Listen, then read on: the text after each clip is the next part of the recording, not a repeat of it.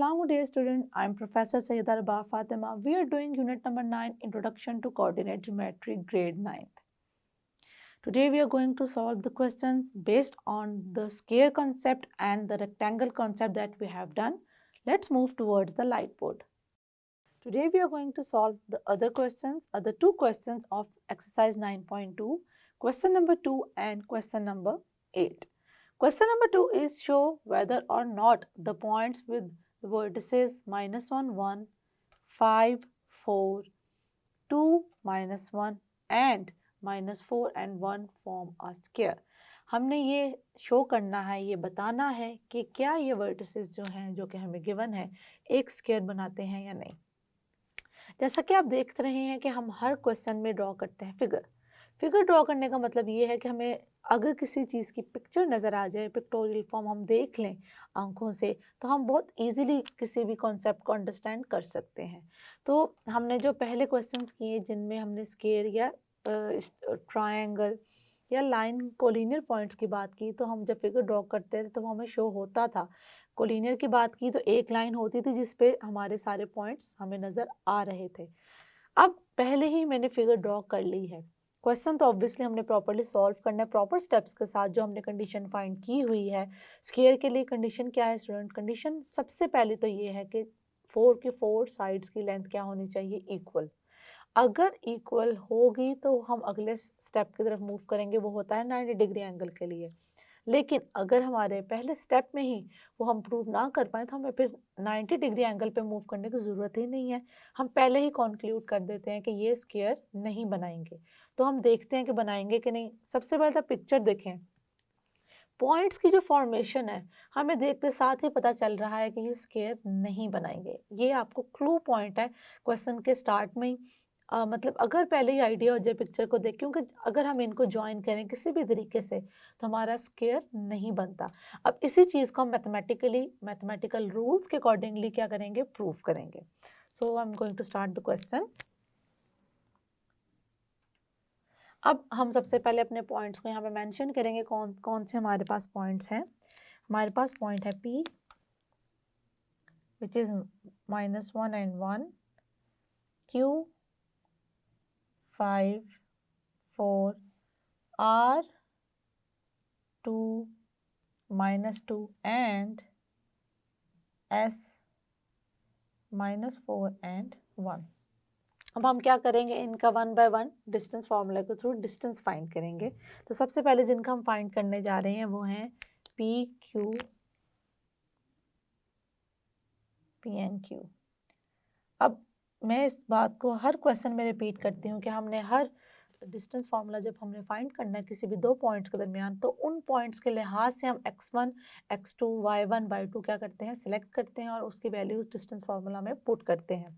तो अब p की जो वैल्यू होगी वो x1, y1 होगी और q की वैल्यू जो होगी वो क्या होगी? x2, y2 होगी। तो यहाँ इसी तरीके से हम वैल्यूज़ को पहले फार्मूला लिखेंगे, फिर उसमें पुट कर देंगे। Plus y2 minus y1 whole square.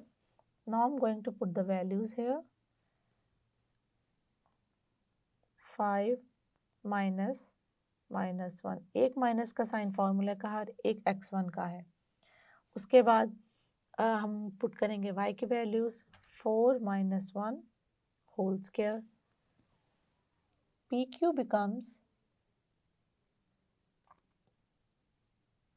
PQ की वैल्यू स्टूडेंट हमारे पास क्या आ जाएगी? Minus minus plus 5 plus 1 square plus 4 minus 1 3 square. 5 plus 1 is 6 square plus 3 square. 6 6 is 36 and 3 3 is 9. So it becomes 45. हमें पता है स्टूडेंट 45 परफेक्ट स्क्वायर नहीं है, लेकिन हम इसको जितना सिंप्लीफाई कर सकते हैं हम उसको करेंगे। 45 is basically 9 into 5. So we can write 9 as square of 3 like this. तो अब हम क्या करेंगे? इस पे अगर हम सेपरेट कर दें और स्क्वायर रूट और स्क्वायर को आपस में कैंसिल आउट कर दें तो हमारे पास फाइनली आंसर होगा 3 under root 5. This is the value of PQ। P Q की वैल्यू हमने फाइंड कर ली है। नेक्स्ट जब हम वैल्यू फाइंड कर रहे हैं, अभी हमने की है पी क्यू, अब हम फाइंड करेंगे वैल्यू क्यू आर की।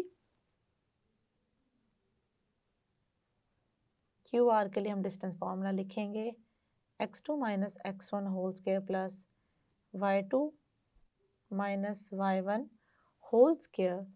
तो अब हम क्या करेंगे, वैल्यूज को पुट करेंगे इसमें। इसके अकॉर्डिंगली स्टूडेंट हमारे पास क्या आ जाएगा, Q फर्स्ट है और R है सेकंड, तो हम इस तरीके से इसको पुट कर देंगे।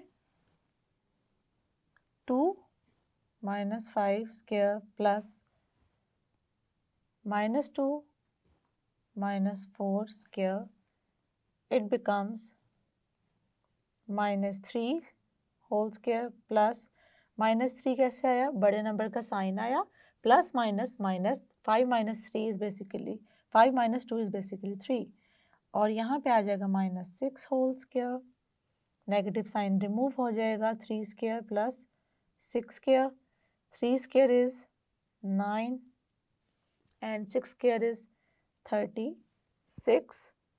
सो इसको हम जब सॉल्व करेंगे तो हमारे पास क्या आ जाएगा, 45। ये क्या है, क्यू आर है।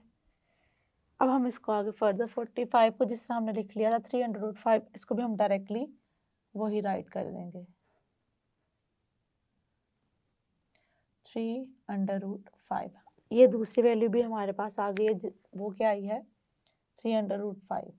ओके, अभी हमने फाइंड किया पी क्यू, अब किया क्यू आर, अब हम फाइंड करेंगे next value R S. R S किस तरीके से हम फाइंड कर रहे हैं, आर एस।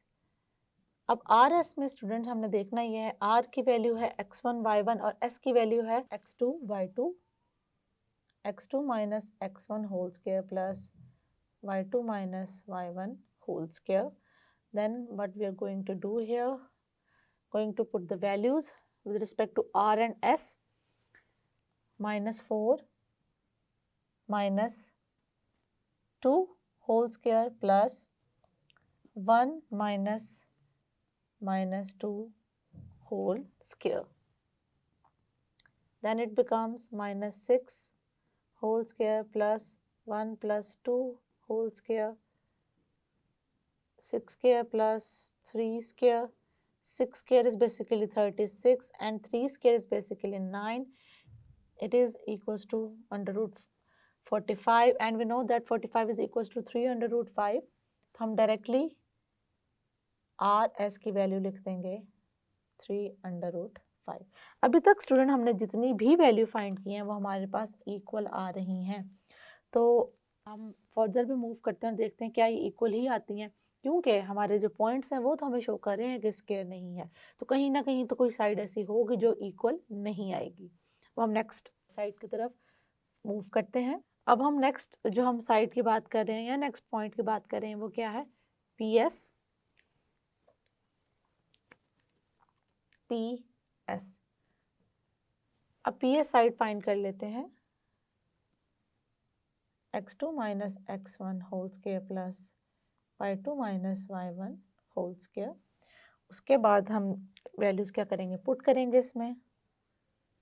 अब पी एस के अकॉर्डिंगली हमने चलना है, this is P and this is S. Minus 4 minus minus 1 plus 1 minus 1 1 minus 1 whole square, it becomes minus 4 plus 1 whole square and it becomes 0, 1 minus 1 0, और ये स्टूडेंट हमारे पास क्या आ जाएगा माइनस 3 स्क्वायर, और हमें पता है माइनस साइन रिमूव हो जाएगा, ये आ जाएगा 3 स्क्वायर, और ये स्क्वायर रूट से कैंसिल आउट हो जाएगा, तो हमारे पास आंसर आ जाएगा 3। ये किसका आया है, पी एस का आया है। अब हमने देखा कि यहाँ पे हमें वो साइड मिली है जो कि इक्वल नहीं आई, तो जैसे ही हमें कोई साइड अनइक्वल मिल जाएगी तो हम उससे क्या करेंगे, वहाँ पर ही अपने क्वेश्चन को रोक देंगे। इसको यहाँ नोट डाउन कर लेते हैं, पी एस इक्वल्स टू 3, और ये हमारे पास क्या है, अनइक्वल वैल्यू आ गई है, क्योंकि बाकी साइड्स तो 3/5 आई है, लेकिन पी एस की वैल्यू क्या आई है, 3 आई है। इट मीन्स कि साइड इक्वल नहीं है। यहाँ ही अपने क्वेश्चन को कंक्लूड कर देंगे और कह देंगे क्योंकि साइड्स इक्वल नहीं है इसलिए स्क्वायर नहीं बनाता। तो अपनी फाइनल स्टेटमेंट राइट करते हैं। All lengths of the sides are not equal, क्योंकि हमारी जो साइड्स हैं वो इक्वल नहीं है। therefore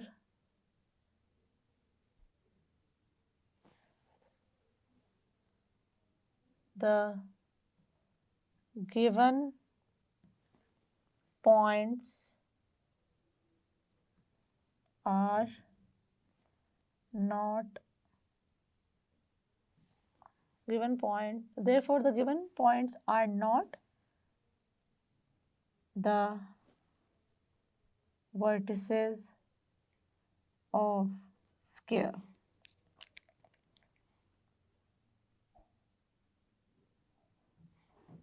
और यही हमसे पूछा गया था कि इस क्वेश्चन में बताएं कि ये जो वर्टिसेस हैं वो स्क्वायर बनाते हैं या नहीं। क्वेश्चन नंबर 2 हम सॉल्व कर चुके हैं और उसमें हमने प्रूव कर दिया था कि हमारा जो वर्टिसेस थे वो स्क्वायर नहीं बनाते थे। अब चलते हैं क्वेश्चन नंबर 8 की तरफ। Show that the points A B C and D are the vertices of a rectangle. हमने ये प्रूव करना है कि ये क्या है, वर्टिसेस हैं रेक्टेंगल के। और उसके साथ साथ एक और चीज़ उन्होंने फाइंड करने के लिए कहा है, find the lengths of its diagonals are the equal. हम क्या करेंगे, फाइंड करेंगे डायगोनल की लेंथ को, फिर देखेंगे क्या वो इक्वल है या नहीं। तो इन पॉइंट से हमने देखा, जो हमने फिगर ड्रॉ की है उसमें रेक्टेंगल बन रहा है। लेकिन हम सिर्फ इस तरीके से इसको शो नहीं करेंगे, हम मैथमेटिकली इसको प्रूव करेंगे डिस्टेंस फार्मूला को यूज़ करते हुए। तो हम स्टार्ट करते हैं अपनी डिस्टेंस फाइंड करना। तो सबसे पहले तो हम सारे पॉइंट्स अपने नोट डाउन करेंगे और उसके अकॉर्डिंगली क्वेश्चन को स्टार्ट करेंगे। हमारे पास कौन कौन से पॉइंट है, ए बी सी डी।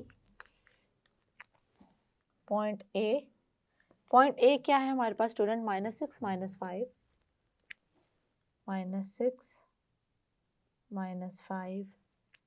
उसके बाद हमारे पास बी पॉइंट क्या है, 5 -5। देन सी पॉइंट क्या है, 5 -8। एंड लास्ट में जो डी पॉइंट है वो स्टूडेंट हमारे पास क्या है, -6 एंड -8। अब हम क्या करेंगे, डिस्टेंस फॉर्मूला इस पे अप्लाई करेंगे। सबसे पहले जो हम जिस साइड का डिस्टेंस फाइंड करने लगे हैं वो है A B. Basically point A और पॉइंट बी में कितना डिस्टेंस है हम वो फाइंड करेंगे। उसको हम फाइंड करने के लिए यूज़ करेंगे डिस्टेंस फार्मूला को, A B. Okay, the formula is x2 minus x1 whole square plus y2 minus y1 whole square. Now I'm going to put the values here. अब हम क्योंकि ए बी को discuss कर रहे हैं तो उसके अकॉर्डिंगली हम करेंगे पुट। ये है फॉर्मूले का साइन और -6 है हमारे पास x1। उसके बाद आ जाएगा -5 formula and this is y1। Okay, now I'm going to solve this. 5 minus minus plus 6 square plus -5 minus minus plus 5 minus 5 equals to 0, and this is 11 square plus 0, it becomes 11 square। अब 11 square को हम किस तरीके से लिखेंगे, square और हमारा square root क्या होंगे, कैंसिल आउट हो जाएंगे। तो हमारे पास जो वैल्यू होगी स्टूडेंट वो क्या होगी, 11। तो ए बी की हमारे पास जो वैल्यू आ गई है वो क्या है, 11। नेक्स्ट अब हम फाइंड करेंगे value of B C.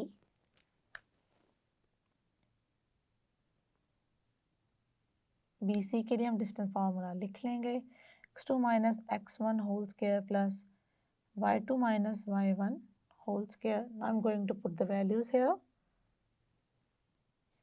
Okay, B and C, 5 minus 5 square plus -8 minus, this is the formula, negative sign, and now I'm going to put the value of y1 here. 5 minus 5 हो जाएगा 0, यहाँ पे हमारे पास क्या आ जाएगा -8 minus minus plus 5 square, यहाँ से हमारे पास आ जाएगा -3 square, and it becomes BC equals to 3 square.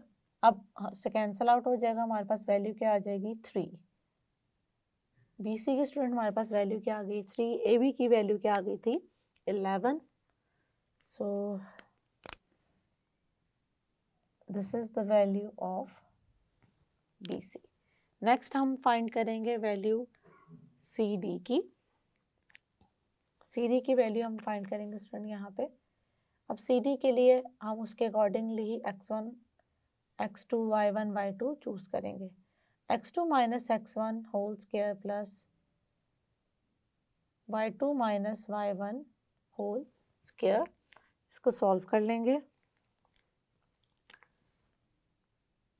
CD और इसमें करेंगे वैल्यूज को put.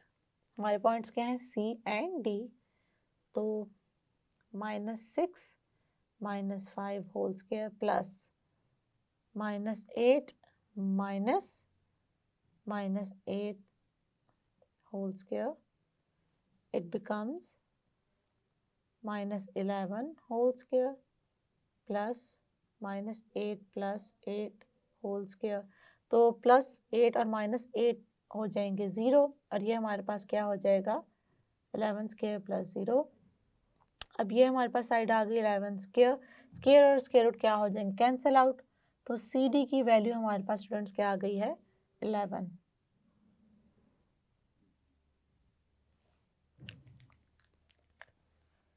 This is the value of CD। Okay, हमने AB भी फाइंड कर लिया, हमने BC भी फाइंड कर लिया, हमने CD भी फाइंड कर लिया। हम क्या फाइंड कर रहे हैं AD x2 minus x1 whole square plus y2 minus y1 whole square, and now I'm going to put the values in this expression. This is x2। अब हमने देखना है A और D को लेके चलेंगे हम, तो इस तरीके से हमारे पास आ जाएगा -6 -6 whole square plus -8 -5 whole square. Okay, इसको करेंगे सॉल्व, ये आ जाएगा हमारे पास -6 minus minus plus 6 whole square, और यहाँ पे आ जाएगा -8 minus minus plus 5 whole square, it become 0, ये हमारे पास 0 आ जाएगा, और ये क्या आ जाएगा हमारे पास -3 होल स्क्वायर, और ये -3 पॉजिटिव हो जाएगा स्क्वायर की वजह से। तो AD की हमारे पास वैल्यू है AD इक्वल्स टू 3। यहाँ हम देख सकते हैं स्टूडेंट कि हमारे पास ऑपोजिट साइड्स की लेंथ क्या आ गई है, सेम आ गई है। AD और BC की इक्वल आ चुकी है, और AB और CD की क्या आ गई है, इक्वल आ गई है। क्योंकि हमारे ऑपोजिट साइड इक्वल हैं, तो हमारे एक कंडीशन तो हम फुलफिल कर चुके हैं रेक्टेंगल की, कि वो रेक्टेंगल फॉर्म करता है। उसके बाद उन्होंने एक और चीज़ हमें फाइंड करने के लिए कहा था, find the length of its diagonal are they equal. फिर हमने क्या फाइंड करना था, डायगोनल्स की लेंथ फाइंड करनी थी स्टूडेंट। तो हम अब डायगोनल्स की लेंथ पहले फाइंड कर लेते हैं। अब डायगोनल हमारे कौन कौन से हैं, AC है और दूसरा है BD। इनकी लेंथ फाइंड करेंगे अब।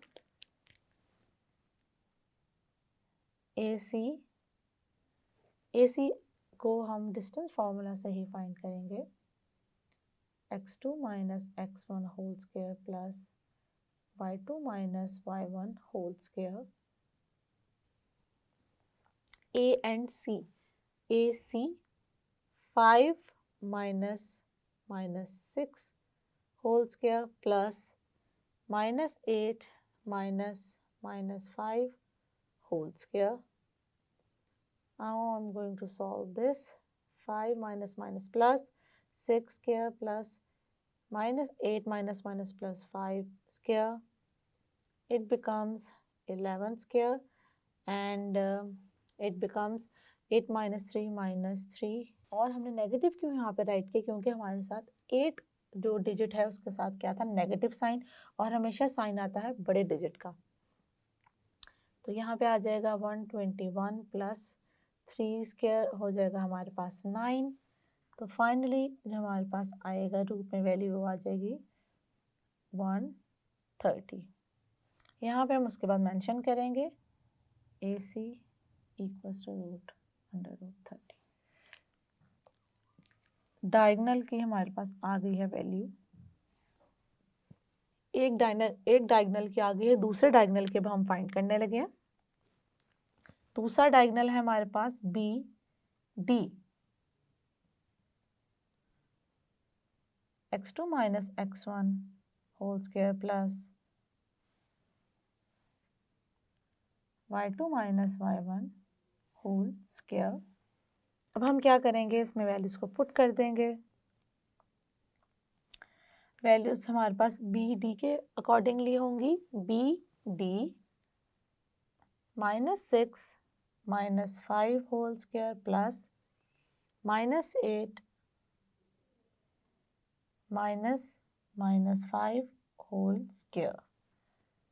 ये हमारे पास आ जाएगा -11 स्क्वायर, और ये हमारे पास आ जाएगा -8 minus plus 5 square and it becomes 11 square, और यहाँ से आ जाएगा -3, वो हमारे स्क्वायर की वजह से क्या हो जाएगा पॉजिटिव, और हो जाएगा 3 स्क्वायर।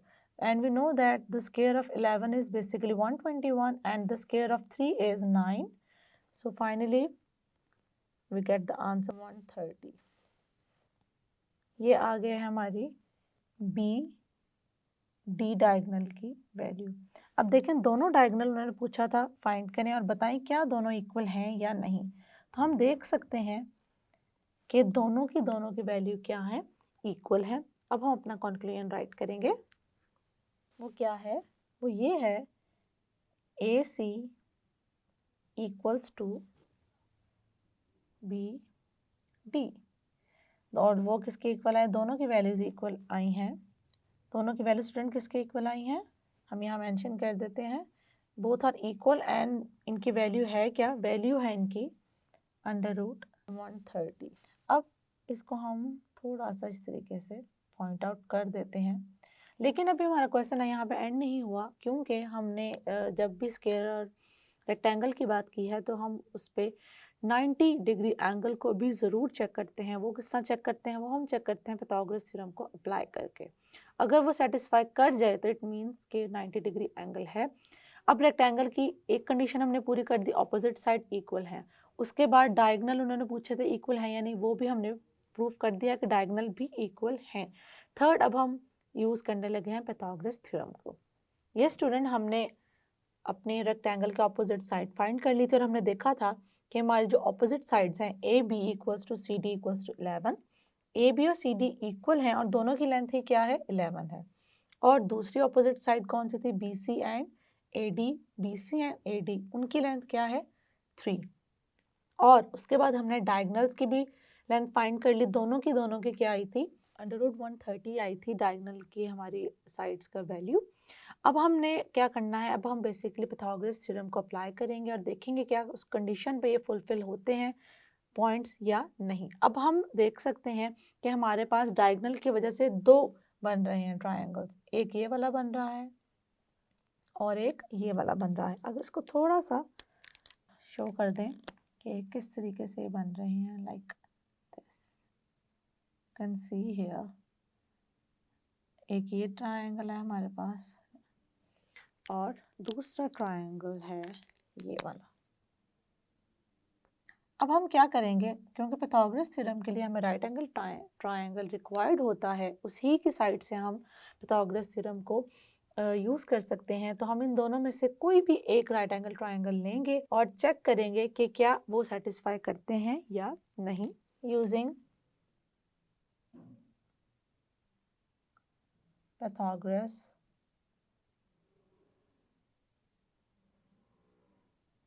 थ्योरम अब उस थ्योरम के अकॉर्डिंगली हमें क्या पता चलता है, हमें पता चलता है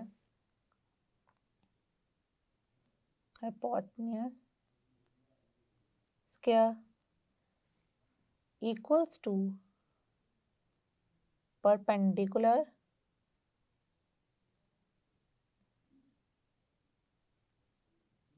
स्क्वायर प्लस बेस स्क्वायर। तो अब हम अपने ट्रायंगल को यूज़ करेंगे। हम कौन सा ट्रायंगल यूज़ करेंगे? B C D. वैसे तो हम ए डी सी कोई भी कर सकते हैं, तो या तो बी सी डी कर लें या तो ए डी सी कर लें। तो हम ये साइड वाला कर लेते हैं, B triangle B C and D. B C D हमने ट्रायंगल लिया है। अब हम देखते हैं क्या ये ट्रायंगल राइट एंगल ट्रायंगल है या नहीं। तो इसकी वैल्यूज़ को हम इसमें पुट कर देंगे। इसमें पुट करने के लिए हम लेंगे बी डी, यहाँ से बी डी लेंगे, बी सी लेंगे और सी डी लेंगे। तो सबसे पहले आ जाएगा हमारे पास बी डी स्क्वायर, लिखेंगे B C square then C D square. अब हम क्या करेंगे स्टूडेंट, इनकी वैल्यूज़ को पुट करेंगे यहाँ पर, चेक करेंगे सेटिस्फाई होती हैं या नहीं।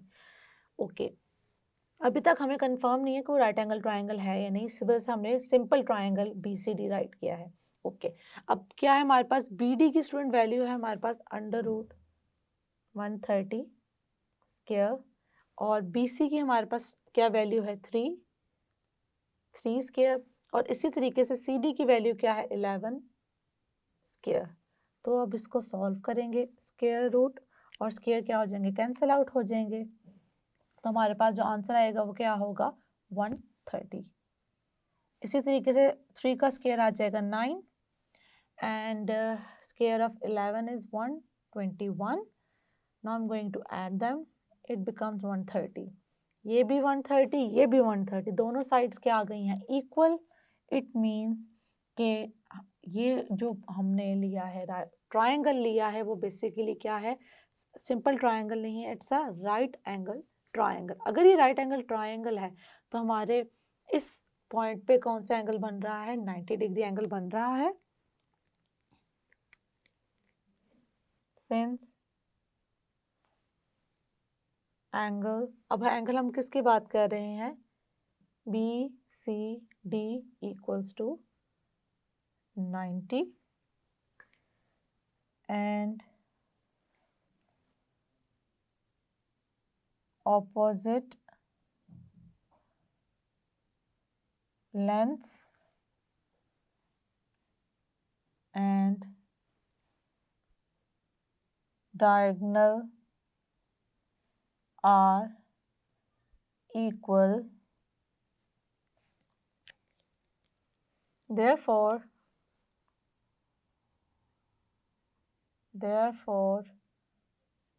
हमने प्रूव क्या करना था कि जो पॉइंट्स हैं वो बनाते हैं rectangle. therefore the given points form rectangle।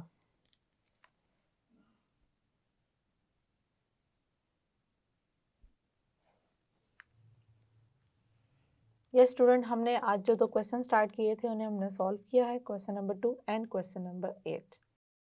ये स्टूडेंट आज के लेक्चर में हमने जो क्वेश्चंस किए हैं सॉल्व, उसमें जो हमने फॉर्मूला यूज़ किया है वो कुछ इस तरीके से है, d equals to square root x2 minus x1 whole square plus y2 minus y1 whole square.